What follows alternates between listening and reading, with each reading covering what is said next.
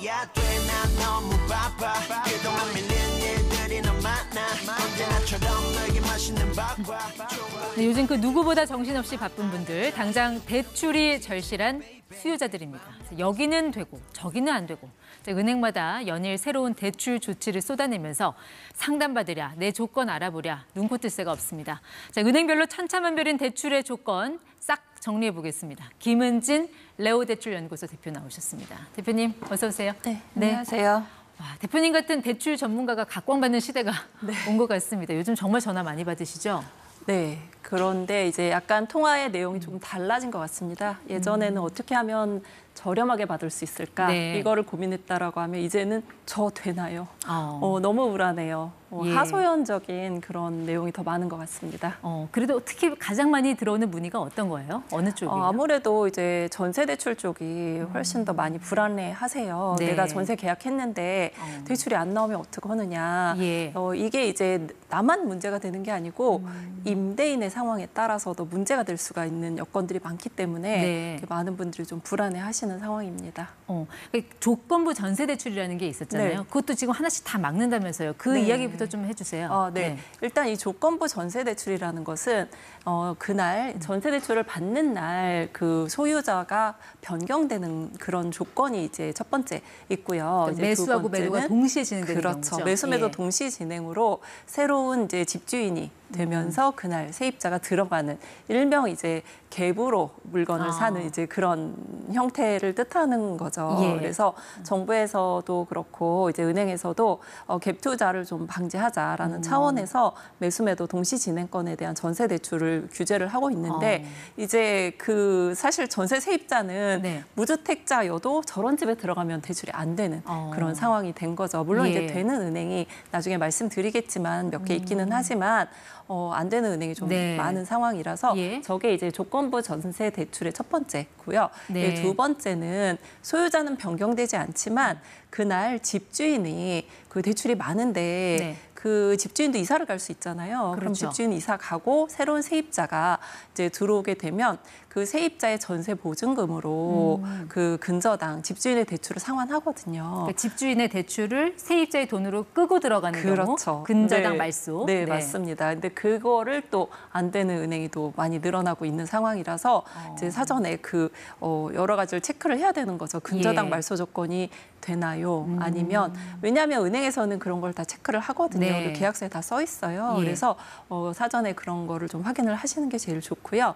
그리고 이제 타행 대환이 좀 안 되고 있는 상황인데요. 네. 타행 대환이라는 것은 내가 지금 전세 대출을 쓰고 있는데 뭐 만기가 되거나 하면 다른 은행으로 갈아탈 수가 있잖아요. 더 싼 금리의 은행으로. 그렇죠. 예. 네, 그런데 그거를 이제 막고 있는 그런 상황이에요. 그러니까 기존에 되던 것들이 하나둘씩 다 지금 막히고 있다. 그렇습니다. 그게 은행마다 또 다 다르다면서요. 그게 더 어려운 거라고 생각이 드는데요. 차라리 전 은행이 똑같이 안 된다 그러면 그냥 포기를 하시거든요. 그리고 네. 아예 계약을 안 하세요. 그런데 지금 상황에서는 예전에는 이제 정부에서 규제를 했으니까 뭐 며칠부터 안 된다 하면 되는데 지금은 은행이 자율적으로 하다 보니까 지금 표에 나오듯이 예. 신한은행은 전부 다 안 되는 걸로 나오잖아요. 예. 그리고 하나은행 같은 경우에 이제 전부 다 되는 걸로 나오기 때문에 현재 저런 네. 조건을 가진 분들 같은 경우는 이제 되는 은행인 하나은행에 가서 대출을 받으셔야 되는 상황인데 이제 문제가 있습니다. 지금은 되는데 언제 어떻게 될지 그러니까요. 모르는 상황이라는 그러니까 지금 거죠. 저 표만 보면 신한은행은 대출 받으러 오지 마세요 하는 것 같고 하나은행은 다 해주는 것 같지만 네. 사실 우리가 이 방송 마치고 그 다음 날 어떻게 될지 그건 아무도 맞습니다. 모른다라는 그런 얘기잖아요. 네, 지금 하나은행 네. 여유가 있기 때문에 이제 접수를 받고 있는데 계속해서 여유가 좀 있어야 네. 저런 조건부 전세 대출도 가능할 것으로 보입니다. 근데 사실 구축 단지의 경우에는 뭐 한두 단지가 그렇게 문제가 될 수 있지만 네. 신축 단지 이렇게 대규모로 단체로 그렇죠. 집단으로 입주를 하는 경우에는 이 전세 대출 이렇게 문제가 되면 네. 그때는 더 혼란이 커질 것 같은데 어떤가요? 맞습니다. 그래서 지금 가장 크게 문제가 되고 있는 것이 자그마한 12,000가구가 입주장이 펼쳐질 네. 올림픽 파크 포레원. 둔촌 주고? 네, 맞습니다. 예, 11월 27일 입주 날짜가 예정이 되어 있는데요. 이렇게 그 많은 세대가 한꺼번에 들어가다 보니까 네. 전세 세입자도 많을 것이고 또 매매자금도 많을 것이고 네. 그러다 보니 약간 이제 혼선이 있을 수 있는 상황입니다. 그래서 당장 실입주가 안 되는 사람들이 있잖아요. 그렇죠. 근데 그럴 경우에 어떤 식으로 지금 대출을 이제 그런 경우에 있어요? 이제 대부분 전세 세입자를 들여서 예. 잔금을 치르거나 아니면 그냥 담보대출을 받아서 일단 잔금을 치르고 그리고 나서 후위를 도모해야 되는 그런 상황이 이제 벌어지게 되는데 아직까지는 가능한 은행이 있으니 네. 그러니까 그 대부분 이제 그 고객님들께서 예. 그 차주분들께서 어떻게 하시냐면 그 본인의 주거래 은행을 가시거든요. 예를 들면 아까 다 X표했던 신한은행으로 가신단 네. 말이에요. 가셨는데 안 된다라는 답변을 들으면 좌절을 하세요. 안 되나 보다. 예. 근데 지금 상황에서는 은행 자율적인 규제이기 때문에 되는 은행이 있습니다. 네. 그래서 너무 상심하지 마시고 되는 은행을 잘 찾아서 진행을 네. 하시는 게 좋을 것 같습니다. 지금 말씀 들어보면 이렇게 되면 누가 불편해지느냐? 세입자가 불편해요. 그러니까 네, 그렇죠. 전세 대출 받은 세입자는 집주인한테 잔금 치르는데 집주인이 바뀝니까? 안 바뀝니까? 바뀌면 큰일 납니다. 이거를 왜 세입자가 확인을 해야 되냐고요. 네, 뭐 어찌 보면 그럴 수 있겠죠. 자, 지금 피해를 보는 분들은 전세 입주하시는 분들이 되는 거니까요. 그래서 하지만 이제 그 어디나 이제 그런 부작용이 조금 있을 수 있는 상황이다 보니 그 전세 입주하시는 분들은 사전에 은행을 좀 확인을 하시고 또 이 집이 매수 매도가 동시에 진행되는 집인지 이런 거를 충분히 검토하고 계약을 하시는 것이 좋을 것 같습니다. 뭐 갭 투자나 투기를 막겠다는 취지는 충분히 이해가 가요. 그래서 뭐 다주택자 같은 경우는 거의 지금 대출을 포기를 한 것 같고 네, 맞습니다. 1주택자들도 그렇게 좀 많이 피곤해지게 됐다, 지금 상황이. 그렇죠. 네. 1주택인데 전세 대출 받는 분들도 제한을 두는 은행이 많지 않습니까? 그렇죠. 1주택자가 어디에 집이 있는데 또 서울에 전세살이 할 수도 있잖아요. 그렇죠. 이럴 경우에 실수요를 따진다는데 전세 대출에 실수요가 있고 투기 수요가 있습니까? 어떻게 사실 따진다는 맞습니다. 전세 대출 같은 경우는 원래 자체가 무주택자하고 1주택자까지밖에 되지 않았어요. 이분들은 거의 다 실수요자들이지 그렇죠. 투기자들은 아니잖아요. 근데 1주택자의 전세 대출도 제한을 하는 은행이 많기 때문에 좀 문제가 되고 있고요. 그나마 이제 정부에서 실수요자는 해결을 해줘라라고 이제 메시지를 전달을 했기 때문에 은행에서 그 마련한 실수요자 조건이라는 것이 좀 어렵습니다. 예를 들면 이제 직장 이전했다는 증빙서를 가져와라. 아니면 자녀 교육으로 뭐 이사를 가는 거를 가져와라. 아니면 질병 치료라든지 아니면 부모 봉양 그리고 뭐 이혼이라든지 뭐 이런 문제. 이혼이면 같은 집에서 살기 어렵잖아요. 그러니까 소송 자료를 제출을 하면 뭐 1주택자여도 전세 대출이 가능하다. 뭐 이런 식으로 실수요자 조건이 좀 따라붙기 때문에 혼돈이 좀 많이 있을 수 있고요. 어려운 상황인 거죠. 그러니까 실수요자들이 이제 당장 실입주가 안 될 경우 잔금을 못 치르는 상황이 발생할 수도 있잖아요. 이런 경우에는 정말 어떤 대책이 있을 수 있습니까? 그러니까 그 대책이라는 것이 두 가지밖에 없어요. 잔금을 치를 수 있는 방법은 실수요자, 그 담보대출 아니면 전세 세입자 두 가지니까 아무래도 폭넓게 은행을 살펴보는 방법밖에는 없는 거죠. 근데 주택담보대출의 경우에도 좀 대출 규제가 여러 가지로 많이 이것저것 허들이 생긴다고 들었는데 주택담보대출 상황은 어때요? 주택담보대출은 아예 그냥 명확합니다. 다주택자 금지.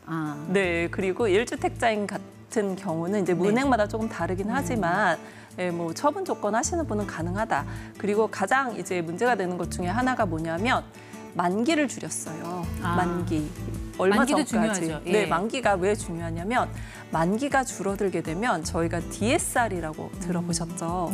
그게 문제가 됩니다. DSR이라는 게 소득 요건 보는 거잖아요. 대출 상환 능력. 네, 맞습니다. 소득 대비 대출 한도가 정해지는데 만기가 짧아지면 한도가 확 줄어들게 되거든요. 그래서 나는 3억 정도 대출을 받아야지 하고 계획했던 분들이 갑자기 2억 5천밖에 대출이 안 나올 수도 있습니다.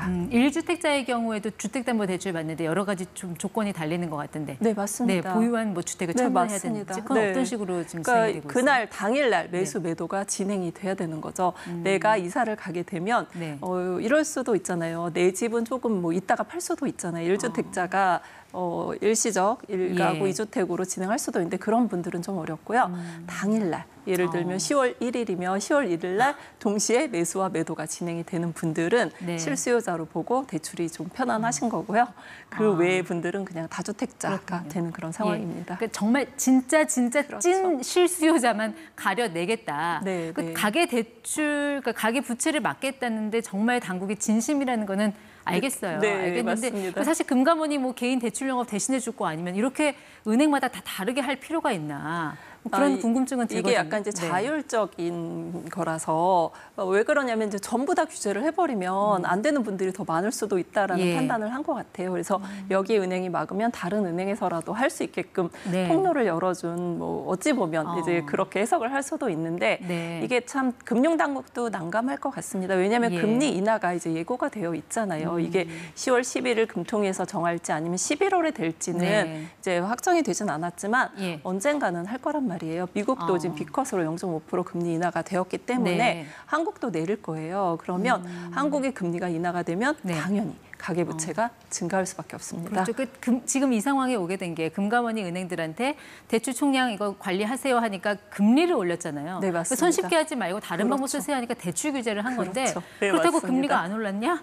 오늘 또 국민은행이 금리 인상한다고 또 이야기했거든요. 네, 맞습니다. 금리도 좀 분위기가 지금 심상치 않은 것 같아요. 그거는 이제 그 은행 입장에서는 참 난감한 게 그냥 본인 예를 들어 국민은행은 가만히 있었어요. 근데 다른 은행이 금리를 올리기 시작하면 본인 금리가 낮아지니까 어쩔 수 없이 따라 올리고 있는 상황입니다. 알겠습니다. 이 대출을 잘 받는 능력, 이거 뭐 대출력이라고 하던데 점점 중요해지는 그런 상황이 좀 되고 있는 것 같습니다.